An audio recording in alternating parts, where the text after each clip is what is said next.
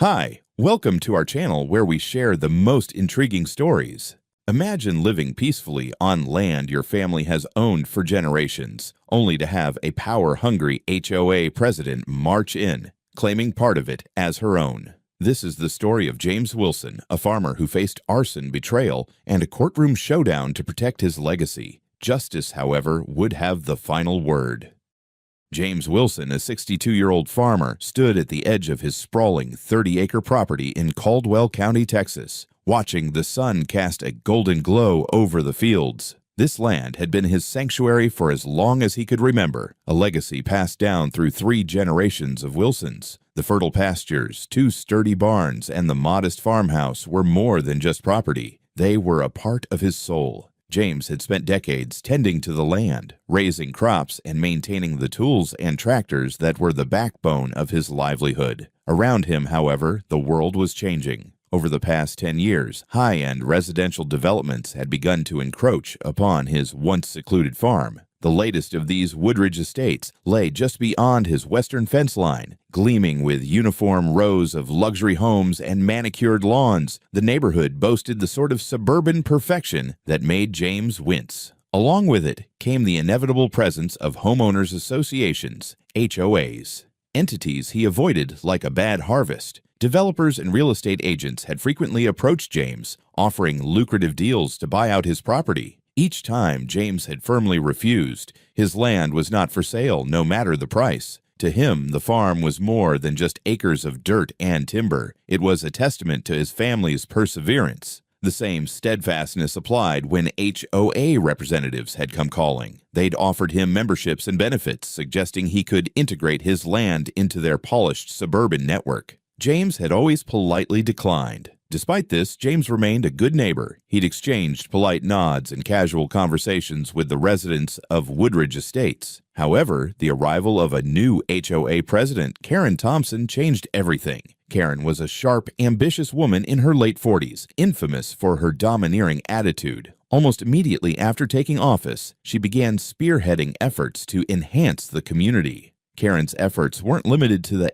HOA's jurisdiction. Her ambitious vision stretched to areas she believed could be reclaimed for the greater good. James first heard about Karen through passing gossip at the local feed store. Neighbors chuckled nervously about her strict enforcement of HOA rules, her penchant for sending violation notices over the smallest infractions, and her habit of using charm or intimidation to get her way. At first, James dismissed the stories. His land, clearly marked and legally outside of the HOA's reach, should have been safe from her interference, or so he thought. On a crisp autumn morning, James was repairing the fence near the Woodridge boundary when he noticed Karen approaching. Her bright red blazer and designer shoes seemed comically out of place on the dusty trail. With a clipboard clutched to her chest and a determined expression, she marched toward him, waving to get his attention. "Mr. Wilson," she called, her voice chipper but edged with authority. James wiped his hands on his jeans and nodded. "That's me. Can I help you?" Karen offered a smile that didn't quite reach her eyes. "I'm Karen Thompson, the president of the Woodridge Estates Homeowners Association. I'm here to discuss an exciting proposal that will benefit everyone in the community, including you." James raised an eyebrow. "Is that so?" Karen launched into a polished pitch about a proposed public park. She described lush playgrounds, bike trails, and picnic spots, all conveniently located where James's 2 barns currently stood. She gestured grandly toward his land, as if it were already part of her vision. "This area is ideal," she explained, "and as it happens, it's been included in the HOA's latest planning map. We've already obtained the necessary approvals to move forward." James frowned. "You've got the wrong place, ma'am. This is my property. My barns have been here longer than Woodridge Estates has existed." Karen's smile tightened. She produced a set of documents from her clipboard and handed them to him.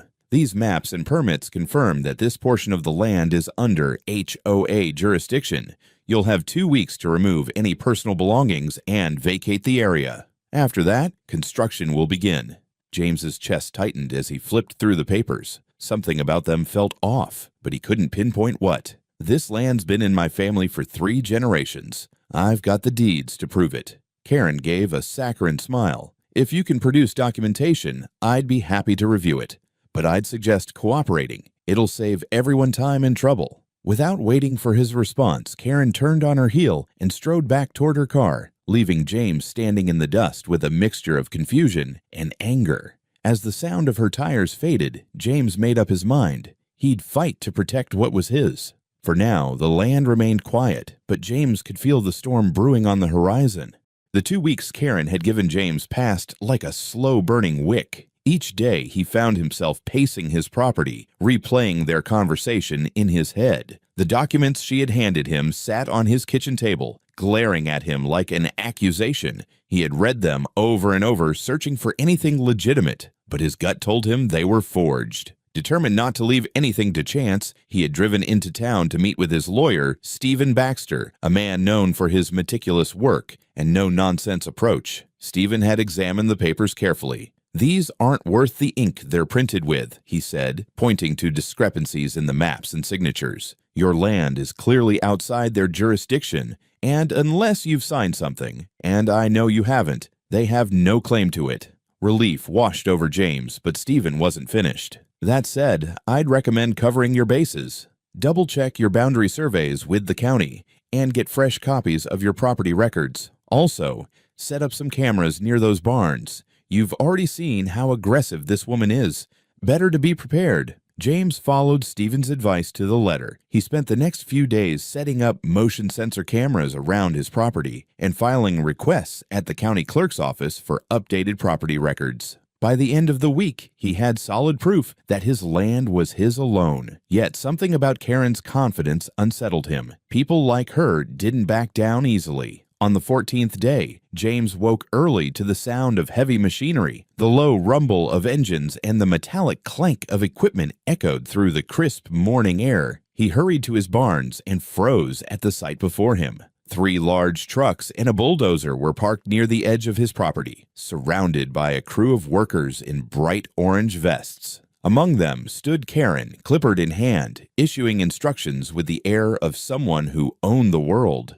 "What the hell is going on here?" James shouted, striding toward the group. Karen turned, her smile as polished as ever. "Good morning, Mr. Wilson. I hope you've taken this time to relocate your belongings. We're ready to begin clearing the area for the park." James's jaw tightened. "This is my property, and you have no right to be here." Karen's expression didn't waver. Instead, she calmly held up the same papers she had shown him 2 weeks earlier. "These documents grant the HOA authorization. I gave you ample time to comply, Mr. Wilson." James pulled out his own set of documents, the fresh property records he had just obtained. "These are official records from the county. They prove this land belongs to me and has nothing to do with your HOA." Karen's smile faltered briefly, but she quickly regained her composure. "I'm afraid your records are outdated. This area was recently reassigned. Perhaps you should take it up with the city planning office if you have concerns." James could feel his blood boiling. "That's exactly what I'll do. But right now, you and your crew need to get off my property before I call the sheriff." Karen sighed, gesturing to the workers to hold off.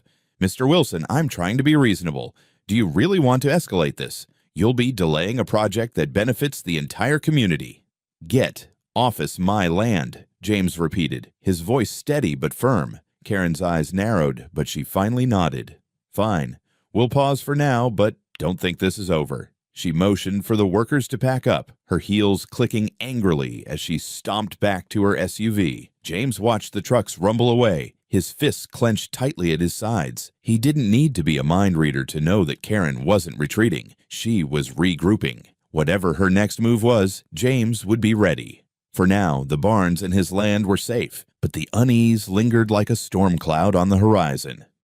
The tranquility of James's farm didn't last long. Barely a week had passed since Karen and her crew retreated when James noticed signs that the conflict was far from over. He spotted unfamiliar cars driving slowly along the edge of his property, lingering near the barns. On more than one occasion, he saw figures standing at the boundary line, gesturing toward his land as if discussing plans. Karen wasn't backing down. She was scheming. Late one evening, James returned home from a supply run to find a letter taped to his front door. It bore the official letterhead of the Woodridge Estates HOA and was signed, predictably, by Karen Thompson. The letter claimed that James was now officially in violation of community development regulations and demanded immediate compliance. It also outlined a final warning that legal action would be taken if he didn't remove the barns. Infuriated, James stormed inside and called his lawyer. Stephen was unsurprised. "This is just posturing," he assured James. "She's trying to intimidate you into giving up. Ignore the letter, but keep documenting everything. The more evidence we have, the stronger your case will be if this goes to court." Stephen's advice proved timely as Karen's harassment escalated. James awoke one morning to find several wooden stakes driven into the ground along the edge of his property, marked with bright orange flags. A crude sign erected nearby declared the area as future site of Woodridge Community Park.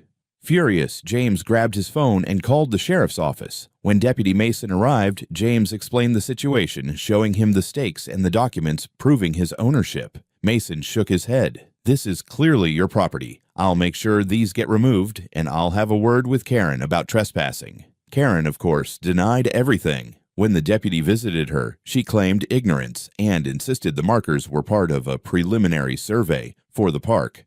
"If Mr. Wilson wants to challenge the legality, he's welcome to contact my office," she told the deputy smugly. A few days later, the tension reached its breaking point. James was working in his tool barn when the sound of engines once again broke the quiet. He rushed outside to find Karen's crew back on his land, this time with excavators and cement mixers. "What the hell do you think you're doing?" James bellowed, striding toward the group. Karen emerged from the group, clipboard in hand, her usual smile plastered across her face. "Mr. Wilson," she said smoothly, "we've tried to be patient, but you've left us no choice. Construction begins today." James pointed toward the property line. "This is trespassing. I've warned you, and I'm done playing games. You leave now, or I'm calling the sheriff again." Karen raised her chin defiantly, waving her documents at him. "These papers give us the right to proceed. Call whoever you like, but it won't stop progress." Without hesitation, James pulled out his phone and dialed 911. The sight of him speaking to the dispatcher caused Karen's confidence to waver. By the time the sheriff arrived, Karen was frantically instructing her crew to pack up. Sheriff Bowman reviewed the situation and sided with James. "This property is clearly yours, Mr. Wilson," he said, turning to Karen. "If you or your crew step foot here again without permission, you'll face legal consequences." Karen didn't argue. Instead, she left with her crew, her face pale and her jaw tight. James watched them go, his resolve stronger than ever. He knew this wasn't over, but he'd fight tooth and nail to protect what was his. James had barely begun to feel a sense of relief after the sheriff's intervention when the unthinkable happened. The evening started peacefully enough. The sun dipped below the horizon, casting a warm glow over the farm as James finished his supper and settled into his favorite chair with a book. Outside, the quiet hum of cicadas was interrupted only by the occasional bark of his dog, Max, patrolling the property. Close to midnight, James awoke to Max's frantic barking, followed by the distant crackle of flames. At first, he thought he was dreaming, but the faint smell of smoke jolted him fully awake. Heart pounding, he grabbed his flashlight and rushed outside. The sight before him was nightmarish. The tool barn, where he kept decades' worth of equipment, was engulfed in flames. The fire had spread to the larger barn housing his tractors and machinery. Thick black smoke billowed into the sky as the orange glow illuminated the night. James could barely hear his own thoughts over Max's barking and the roar of the inferno. "Dear God," James muttered as he fumbled for his phone and dialed 911. Within minutes, the Caldwell County Fire Department arrived, their sirens piercing the darkness. Firefighters worked tirelessly to contain the blaze, but it was clear the barns were a total loss. James stood helplessly, watching as years of hard work and investment were reduced to ash. The air was thick with the acrid stench of burned wood and scorched metal. As the firefighters doused the last of the flames, one of them approached James. "It looks deliberate," the firefighter said grimly. "There are signs of accelerants. Do you have security cameras?" The words hit James like a bolt of lightning. The cameras! He had installed them just weeks ago. Without waiting for daylight, James rushed back into the house, loaded the footage onto his laptop, and began scanning through the recordings. His stomach churned as he watched the scene unfold. At 11:42 p.m., a car pulled up near the barns. Even in the grainy footage, James recognized the sleek shape of Karen Thompson's vehicle. 3 masked figures stepped out, carrying containers of what appeared to be gasoline. The video captured them dousing the area near the barns and tossing lit matches into the straw bales. The fire spread rapidly, and within minutes they were gone. James stared at the screen, his hands trembling. There was no doubt now. This was no accident. It was an act of pure malice. And Karen, whether directly or indirectly, was behind it. At sunrise, James met with the sheriff and handed over the footage. Sheriff Bowman's face darkened as he watched the video. "This is serious," he said. "We'll issue a warrant and bring her in for questioning. We're treating this as arson." The devastation of the fire sank in fully as James surveyed the ruins later that morning. Charred beams jutted out like skeletal remains. The tools and machinery he had spent a lifetime collecting were twisted, blackened heaps. Even a portion of his crops near the barns had been scorched. The financial loss was staggering, but what cut deeper was the violation, the feeling that someone had willfully destroyed a part of his life. Despite the devastation, James's resolve hardened. Karen had taken this fight too far, and he would ensure she paid for what she had done. By the end of the day, James's lawyer, Stephen Baxter, had filed an official lawsuit against Karen and the HOA for arson, property damage, and malicious intent. James knew the road ahead would be long, but the evidence was on his side. The fire might have destroyed his barns, but it had also ignited a fire in him, a determination to seek justice and protect the legacy his family had built. The morning after the fire, James sat in his lawyer's office, the smell of smoke still clinging to his jacket. Stephen Baxter leaned over his desk, carefully reviewing the security footage. As the video played, his expression grew darker. "This is damning," Stephen said, pausing the footage at the moment Karen's car appeared. "There's no question about her involvement. This gives us leverage not only in the civil case, but also for criminal charges. Arson is a serious offense." Stephen immediately filed a lawsuit against Karen and the HOA, citing arson, trespassing, and property destruction. At the same time, the sheriff's department officially launched a criminal investigation. They issued subpoenas for Karen's phone records and financial transactions, searching for any links to the masked accomplices seen on the footage. Meanwhile, James worked tirelessly to compile evidence. He retrieved decades of deeds, property records, and maintenance receipts to establish the value of the barns and equipment lost in the fire. His neighbors, many of whom had remained silent during earlier confrontations, began to come forward. Some expressed outrage at Karen's actions, while others shared their own grievances about her authoritarian behavior within the HOA. "She's been overstepping for years," said one neighbor, a middle-aged man named Tom.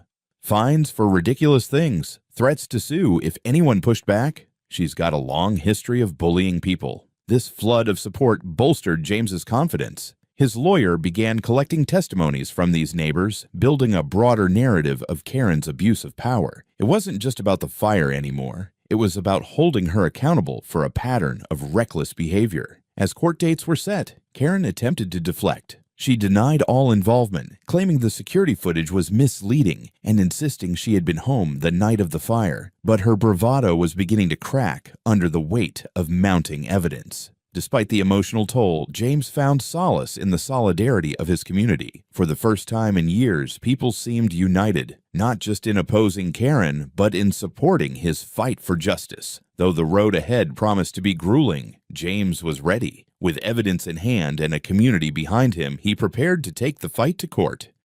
The courthouse buzzed with quiet anticipation as James Wilson stepped inside, his boots clicking softly against the polished floor. The trial against Karen Thompson and the Woodridge Estates HOA had drawn considerable attention, not just from neighbors, but also from local media. Reporters gathered near the steps, whispering about the footage of arson and Karen's history of overreach as HOA president. In the courtroom, Karen sat at the defendant's table, flanked by her legal team. Gone was her usual confidence. Her lips were pursed, and her eyes darted nervously. Her attorneys had attempted to suppress the damning security footage, but the judge had denied their motion, stating it was crucial to the case. James took his seat beside his lawyer, Stephen Baxter, whose meticulous preparation was about to pay off. As the trial began, the prosecution wasted no time presenting the evidence. The security footage played on a large screen, showing Karen's car pulling up near the barns and the masked individuals setting the fire. The courtroom fell silent except for the crackle of flames in the video.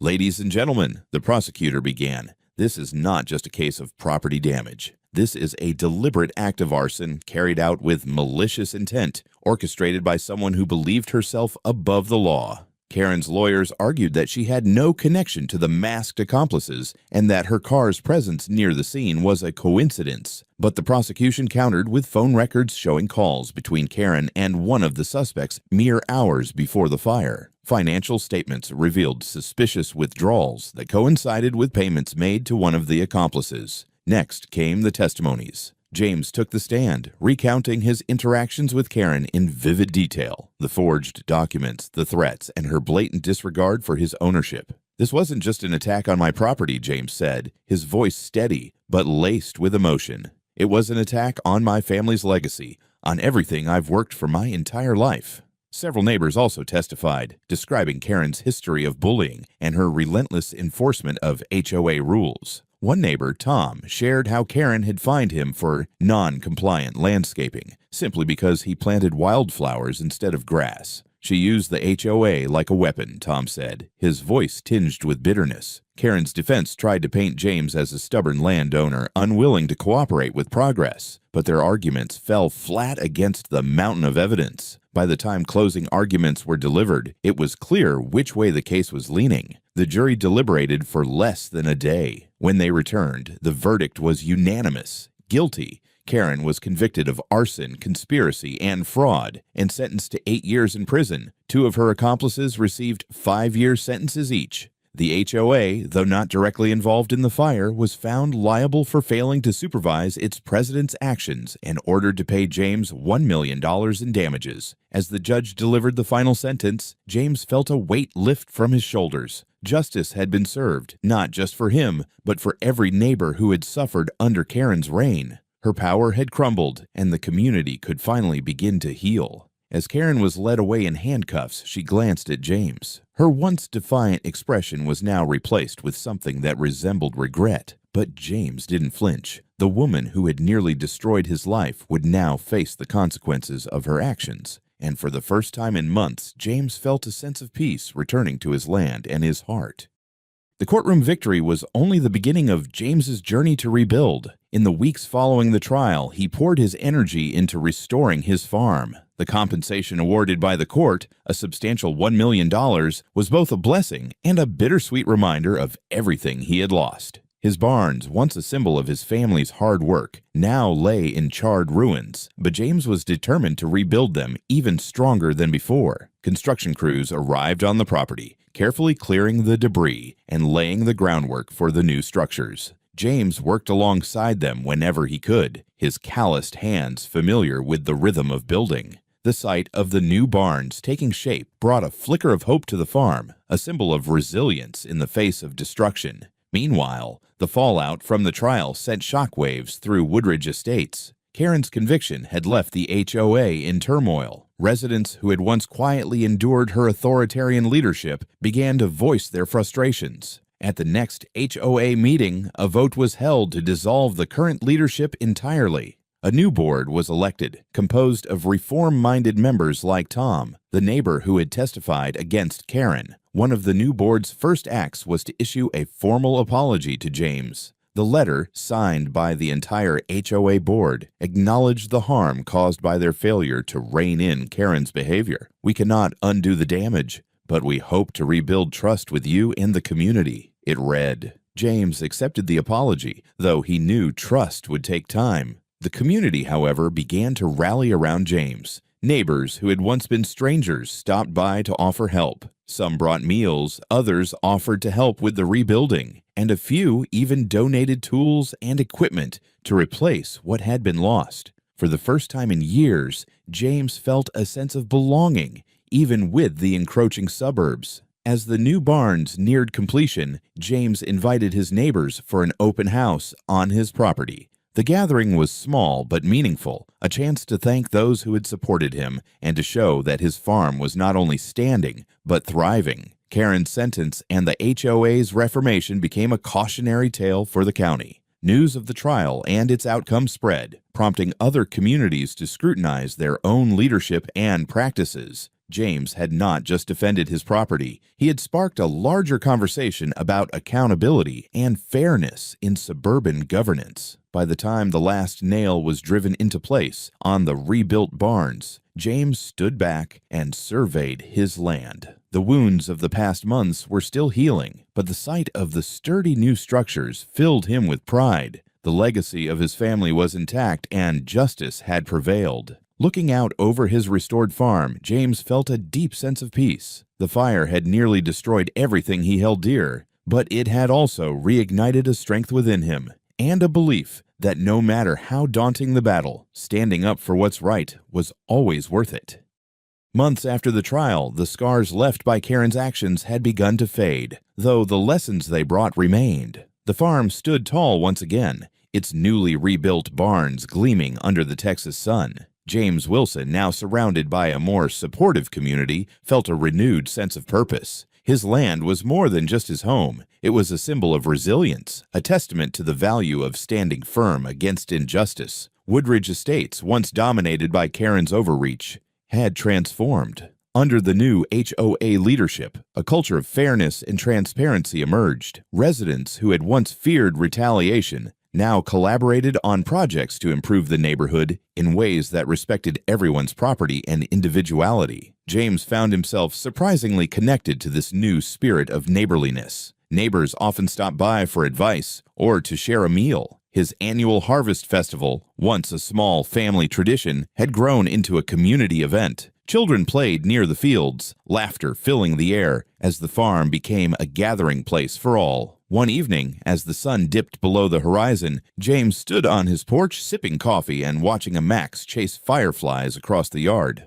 The land was peaceful, the future bright. Justice had been served, and in its wake, both James and his neighbors had found something new: hope, unity, and the courage to protect what mattered most. The storm had passed, and a new dawn had arrived.